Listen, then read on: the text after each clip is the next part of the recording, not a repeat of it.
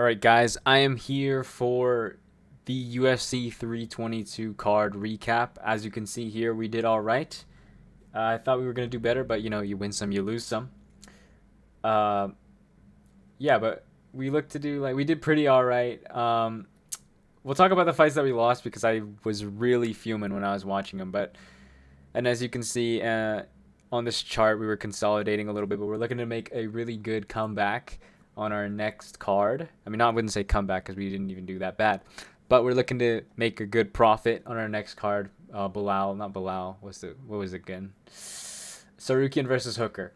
But let's go on with our with the card recap real quick. So, Mateusz Camilo versus Vyacheslav Borshev. I watched this fight. I thought it was a pretty low level fight.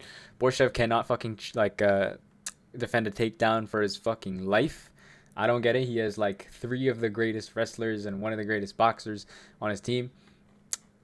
Cannot defend a takedown. I don't know what to say. And these striking numbers are so fake. Mateusz Camilo kind of just smudged him to the ground anytime he could, whereas Borshev was tagging him up on the feet. That's really all that happened. I was half watching this fight. And next fight, this is where I went to the gym. Susakayev versus Eric McConaughey. As I heard, he's just a goofy striker who just fucks around, even though he's not all super great. He fucks around too much for how good he is, especially against someone like Eric McConaughey. I don't think you should be losing to someone like him, but he won. He got the knockout. It was pretty nasty. Grabbed his face type of knockout, like a painful type of knockout. Good fight, I guess. I wasn't there for this one, but I heard Fat McCline actually did smash up Angela Hill in every single aspect of the game. Takedowns on the feet, everywhere. Yeah, I forgot to matchmake these last three fights, but I don't know who to matchmake, honestly. So let's just go next to Pat Sabatini versus Chepe Mariscal. Pat Sabatini did good. He took Chepe down a couple times. We did lose on this pick. By the way, we won on the last two picks. Especially Fats McCline was a pretty good pick because we picked it by decision and she won by decision. This one we did lose. We thought Chepe Mariscal was going to win.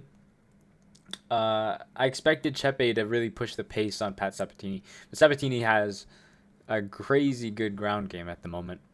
Very, very good. These significant strike numbers are pathetic. But whatever. Pat Sabatini basically just hugged him to the ground.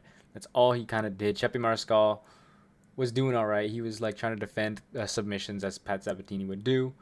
Get out of bottom position, but he couldn't. And couldn't get his hands going in the same way that Pat Sabatini could get his grappling going. But Pat Sabatini was pretty busted up in the face. Compared to Chepe looked all right afterwards, especially because his gas tank is so good. But he just got out techniqued on the ground. Pat Sabatini won the fight pretty decisively. Pat Sabatini, I'm going to say put him with Josh Emmett. Josh Emmett's a pretty good fight. Josh Emmett's got some crazy takedown defense. Josh Emmett's definitely the type of guy to really shut down a good grappler that has kind of bad striking. Chepe Mariscal, let's put him with, I don't even know. Put him with someone who, like Joe Anderson Brito, honestly. Yeah, that's not a bad fight. Or maybe William Gomez. I don't know. Whichever one, that's fine. Next we have Kyle Dawkins versus GM3. This is it's another one of those fights that's like, check the guy's Bitcoin wallet or whatever. Like, check the guy's bank account because somebody must have paid him to do this. Seems like a Vegas, somebody called him up, be like, yo, just lose this fight and bet on yourself losing. Kyle Dawkins, all he did was just slap him once in the face, chinned him badly. GM3 went straight to the ground, absolutely no head movement, nothing, no resistance, just got choked out. That's all that happened. That's literally all that happened. It was a boring fight. It was a whole minute. And Kyle Dawkins ain't that good. That's the issue. So I'm going to say Kyle Dawkins, he should get close to a top 15. I think he should get a Neil Magny Goober fight.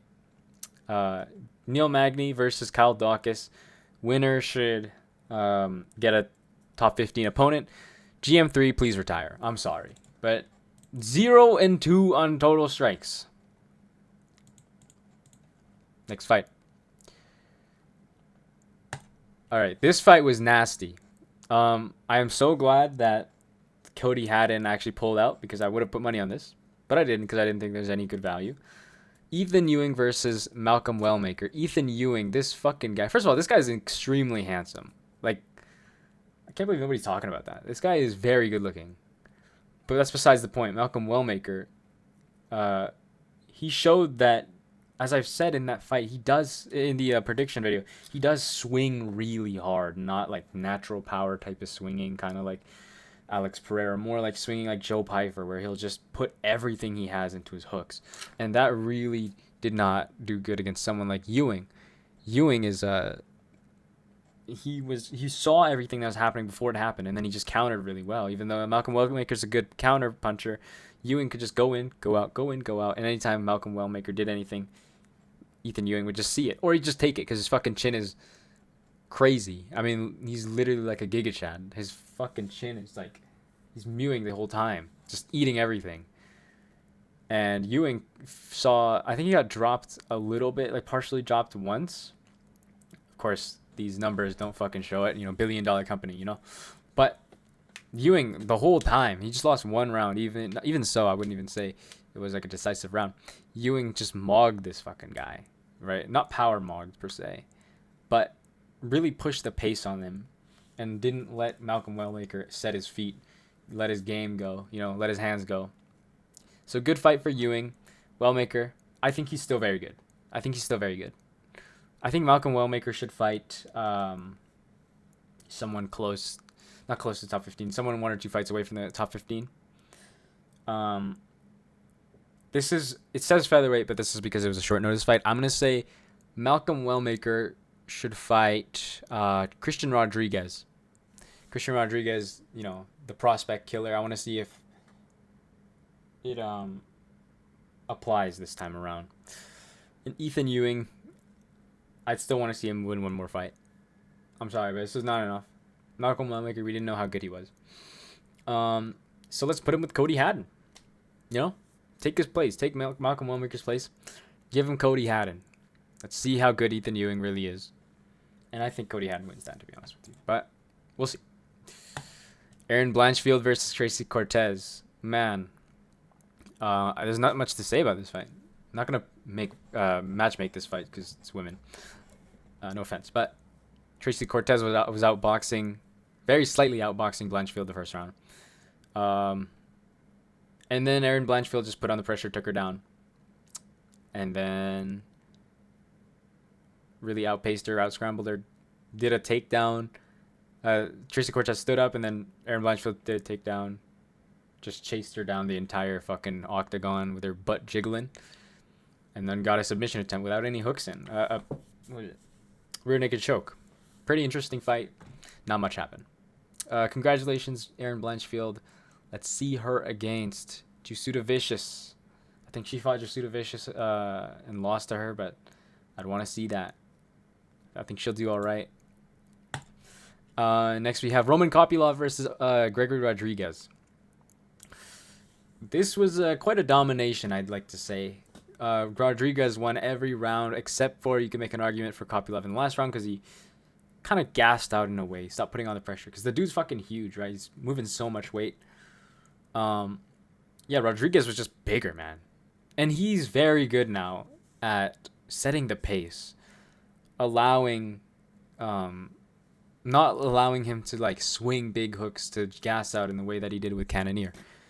Rodriguez really was able to be patient and really like sit down on the strikes that needed to be sat down on him, but pitter-pattered when he needed to pitter-patter. And that's why he didn't knock out Roman Kopylov, I think. But Roman Kopylov also has a nasty chin. Gregory Rodriguez he was swinging hard, right? You can see like every single strike he threw was significant. Or every single strike he hit was significant. So was Kopylov, but Kopylov was just skirting on the outside. Gregory Rodriguez, he showed that he is very good everywhere now. And he showed that he is able to manage. He's not going to get good cardio ever, I don't think. But he's able to manage the fact that maybe his cardio is a limitation of his game. Roman Kopylov, he looked the exact same he did with Paulo Costa. Roman Kopylov, I think he should fight Mikhail Olajaychik. Because I think Olajaychik deserves it. And Gregory Rodriguez should get a top 15 opponent, not a top 10 like last time. Give him Roman Dolidze. I want to see that fight. Next we have Bo Nickel versus Rodolfo Vieira. Rodolfo Vieira, I'm just going to say, retire now. Not very good. Bo Nickel, I was very happy for Bo Nickel. I don't even like Bo Nickel. But for some reason, I'm like, bro, the fucking hype train is back, baby. I love Bo Nickel now. I don't know, something about losing to RDR made me like him. Bo Nickel, he's very good now. I'm not very good, but his striking's good and his grappling's good.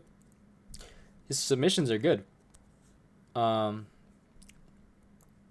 Besides that, Bo Nickel, I mean, he threw a head kick and that's how he knocked him out with. So what happened was Bo Nickel was basically just outboxing at Rodolfo Vieira the entire time and even sometimes out scrambling Rodolfo Vieira, but mostly on the feet. Bo Nickel was just tagging Rodolfo Vieira up on the face.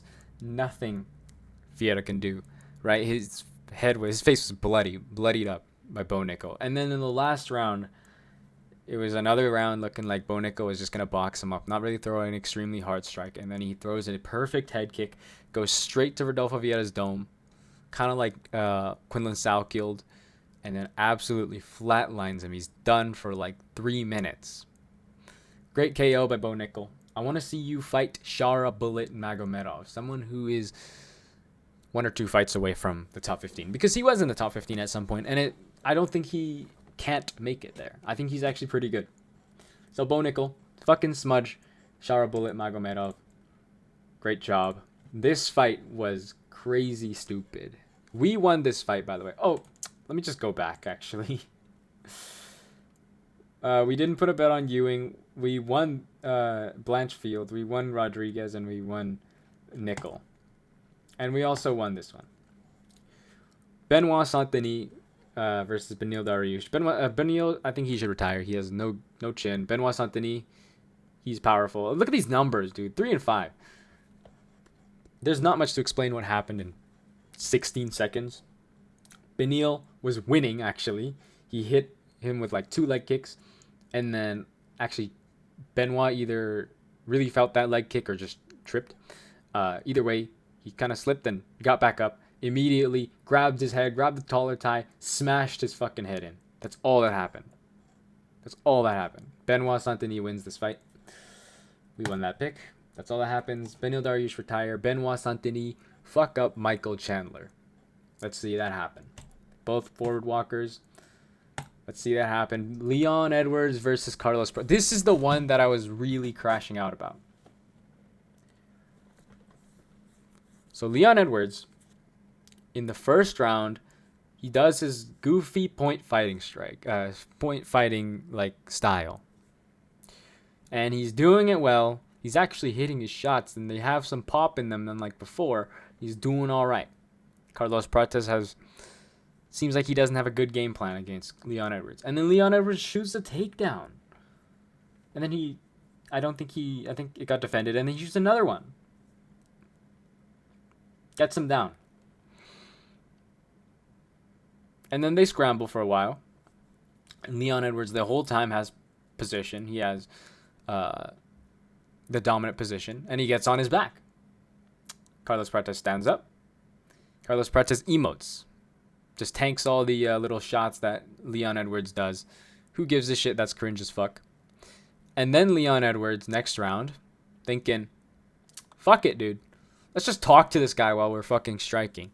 Absolutely zero fight IQ. Zero fight IQ. Shoot a fucking takedown, man. You're not going to fucking win in a striking with a Muay Thai fighter, especially one of his power. So then Leon Edwards starts talking to him. Doesn't shoot a takedown. Fucking idiot. And gets flatline KO'd. It was time that he was going to get flatline KO'd because we always knew he was pretty chinny. You got fucking chinned by Nate Diaz, man. That's a bad look. And if someone like Carlos Prates connects to your fucking dome, you know you're going to get your lights shut out. And you don't fucking do anything about it. You couldn't shoot. Why didn't you shoot a takedown in the second round? You would have won that second round, cruise control the third round, point fight. Come on, man. It's whatever, man. Leon Edwards, we lost this pick. Carlos Prates won. Next, we have Michael Morales versus Sean Brady. Sean Brady loses this. Oh, sorry. I forgot to matchmake. Fucking idiot. Leon Edwards, fight against Gilbert Burns, bro. Whatever.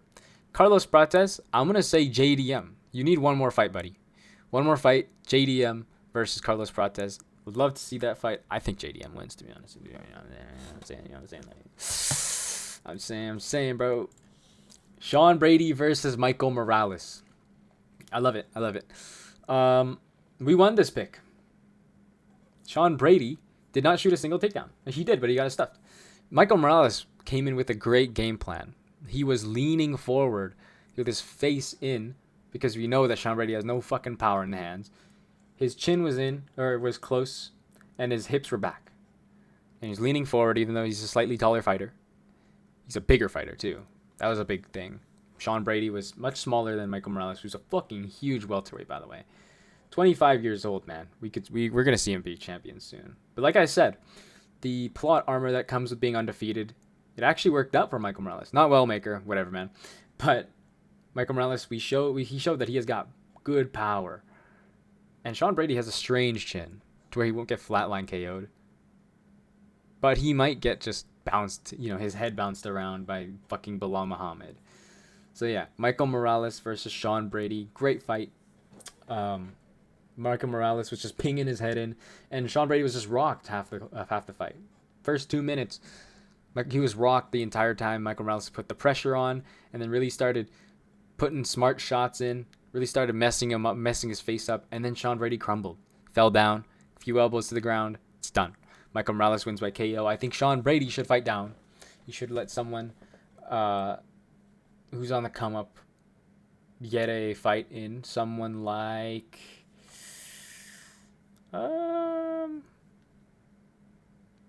whoever wins the next fight between, like, what's his name? Actually, no. What's that fucking kid's name? Fuck, I'm an idiot, bro. What am I fucking thinking of? Sorry, I opened the Clash of Clans. I gotta look at the welterweight rankings.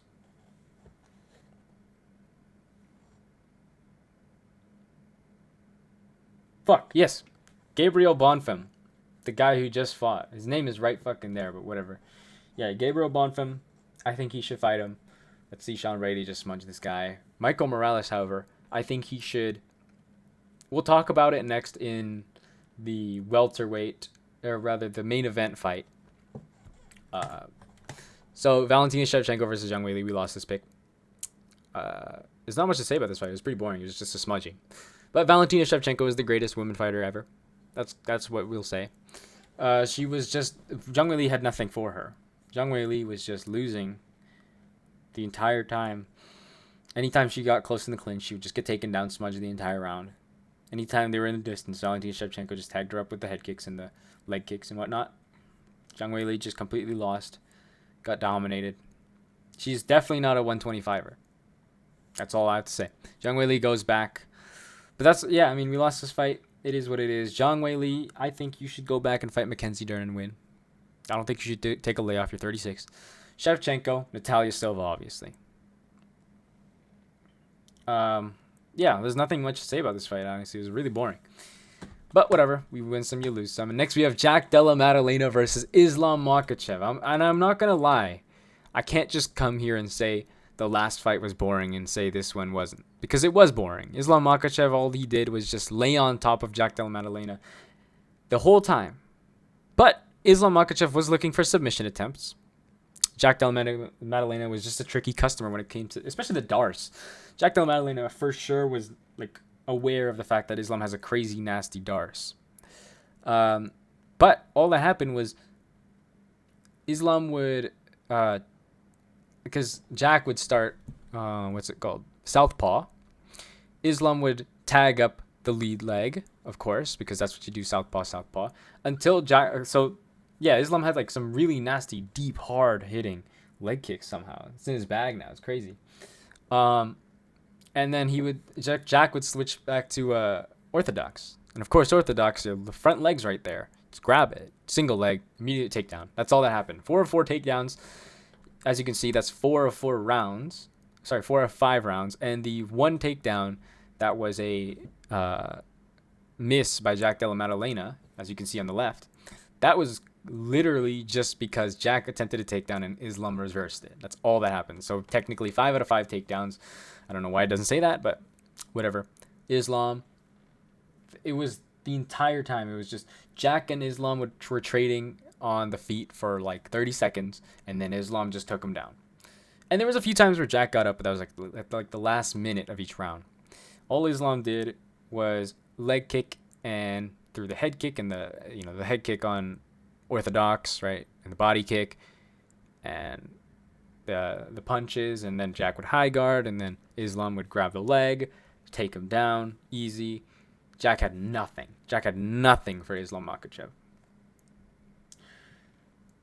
So before I matchmake these guys, I have to say Islam Makhachev, in my opinion, is the greatest fighter of all time. Greatest MMA fighter of all time. Either that or GSP. But resume for resume, there's no win that is better than Islam Makhachev beating Volkanovski twice. 1.5 times if we want to call it that. There's no win that GSP has better than Dustin Poirier. I'm sorry, but BJ Penn is not better than Dustin Poirier. Michael Bisping is not better than Dustin Poirier. And I don't count John Jones. I'm sorry. He's not a legitimate contender for the GOAT conversation. If you took steroids, if you cheated, you do not count for the GOAT conversation. But even if you did, Islam Makhachev's resume is still better. There is not a single win besides DC that is better than Dustin Poirier. And Dustin Poirier is not Islam's best win. Islam's best win, and a half, I guess, is Alexander Volkanovski, which is definitely better than DC. Volkanovski is a top 6, 7, 8 fighter. 5 if you really want to be that. And on top of this fact that people put Anderson Silva on their top 15. Sorry, not in top 15, top 5. When Islam Makhachev, they say, oh, it's the win streak. First of all, he went on a loss streak, which does affect your resume, which does affect your like greatness status. 100%. Islam barely has a single loss. Yeah, sure, it is a loss, but everyone has a loss. Fucking Anderson Silva has like 13, all right? Islam Makhachev tied him for the record of fucking wins in a row. So Islam, by that logic, since Islam has much higher quality wins, and the fact that the lightweight division has much more people in it than GSP's welterweight, Anderson Silva's middleweight, John Jones' lightweight especially, or light heavyweight especially. Islam Makhachev is fighting in the most competitive era with the most fighters in the lightweight roster, and he was still dominating everyone. Dominating. Destroying. And he beat Alexander Volkanovski in a fight that was better than anybody. It was one of the best wins in anybody's resume, and it happens to be in the guy with the best win streak. And a double champ now. And this is why I think Islam Makhachev is genuinely the greatest fighter of all time, and he is going to further cement his greatness to the point where there is going to be no question that he's the greatest of all time. It's a bit like Michael Jordan before LeBron James came around, and there was no question that someone would say, oh, what's the greatest of all time? Michael Jordan. Who's the greatest of all time now? In 3 years, it's going to be Islam Makhachev. And I'm not mad about that. Islam's great. Islam's great. He's going to get many belts. And he's going to do it against very tough contenders. Off the top of my head, Islam versus Gary versus Morales, perhaps Brady, Shavkat, of course. Already has JDM. That's 5. Prates, of course. Kamaru Usman. That's literally 7 great wins that are better than any of John Jones's wins besides fucking Daniel Cormier. So we're going to see Islam become the GOAT, and I'm very happy. I just don't want to see him be an inactive champion. That's all I ask for this guy.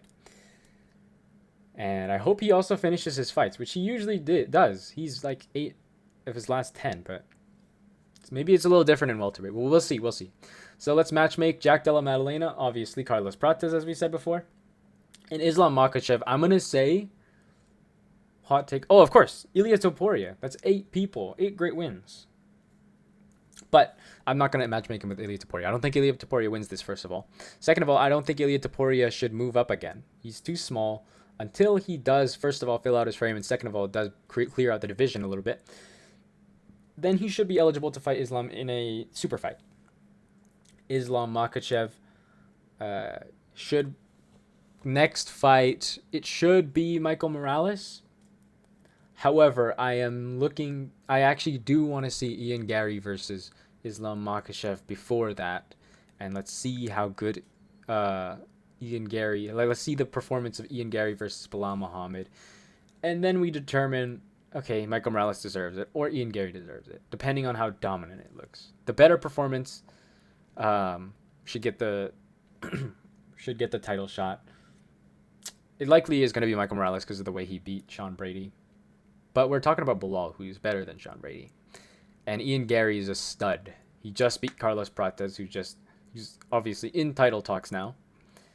And he also beat MVP,